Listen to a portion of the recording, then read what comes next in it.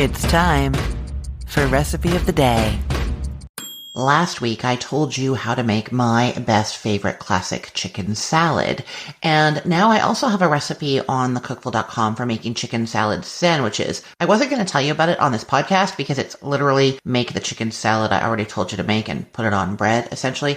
But you know what? In actually writing the blog post for this, I realized that I do have some other information to give about crafting that perfect chicken salad sandwich that is separate from just making the delicious chicken salad. And so here we are with the best chicken salad sandwich recipe. So you already know that I am a firm believer that the best chicken salad is not shredded chicken. It has cubed chicken, so that has this as well. I also don't really like grapes or cranberries or nuts in my chicken salad. I really just like what I had growing up, which was celery and green onion, mayonnaise, salt, and pepper. That is all. So that's what is in this chicken salad recipe. Now, when I was telling you how to make the chicken salad, I was talking about poaching the chicken, which I do think is one of the best, most gentle ways to cook chicken for chicken salad. But most of the time, if I'm making chicken salad, I have some leftover chicken that I'm using. So that is always fine. A rotisserie chicken or a leftover chicken that's been cooled and then chopped. You need 4 packed cups of the chicken to make 8 sandwiches. That is a lot of sandwiches. So I'm going to tell you at the end of this what to do to have the recipe. The amounts aren't easily halvable or easily divisible. It's like a third of a cup of mayonnaise. What do you do? So I'm going to go through the recipe for the 8 sandwiches, and then I'll go back and tell you what to do if you want half as much. I will say those 8 sandwiches each contain about a heaping half cup of chicken salad. If I'm doing open-faced sandwiches, though, I do more like a third of a cup, a little bit less because there's less bread. You have your 4 cups of cubed chicken. You're putting that in a large bowl with a third of a cup of mayonnaise, 3/4 of a teaspoon of salt, 2 ribs of celery that you finely chopped, a 1/4 cup of chopped green onions, and a 1/4 teaspoon of black pepper. Give that a good mix. Now, if you are using that right away, you're going to taste it and add more salt, pepper, and even a little bit more mayonnaise if you'd like. If you're putting it in the fridge, though, everything kind of changes once it's been in the fridge for a little while, and you want to adjust that just before serving. So just mix it up, cover it into an airtight container, like plastic wrap or container, whatever you're doing.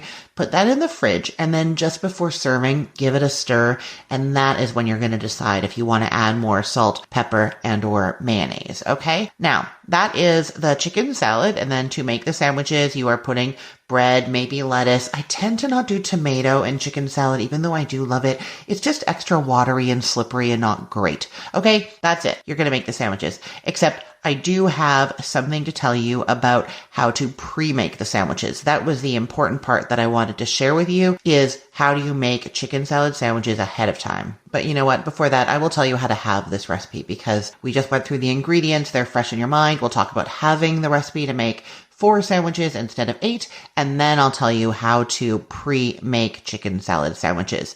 So to have the recipe, you're doing 2 packed cups of cubed chicken, and then you're going to do a 1/4 teaspoon of salt and 2 tablespoons of mayonnaise. You'll do 1 rib of celery finely chopped and 2 tablespoons of green onions chopped up and a good pinch of black pepper. Now, at that point, you're going to give it a mix, and you can taste it if you're serving it right away, or like I said, put it in the fridge and taste it later. But we did slightly underdo the salt and mayonnaise when we halved this recipe just because of the amount not being easily divisible. So you're probably going to need to add some salt and you're probably going to need to add some mayonnaise, and that's just a taste. It's just going to be a little bit. So that is how you have the recipe. Now, what about making chicken salad sandwiches ahead? Of course, chicken salad itself does keep well in the fridge in an airtight container, unlike egg salad where the water from the egg whites can leach into the mayonnaise and get really thin and watery really quickly. Chicken salad doesn't do that. There is a little bit of water in the celery, I will say. So if you are making this ahead, maybe don't add the celery and then you won't have any liquid problems at all. It'll be really good.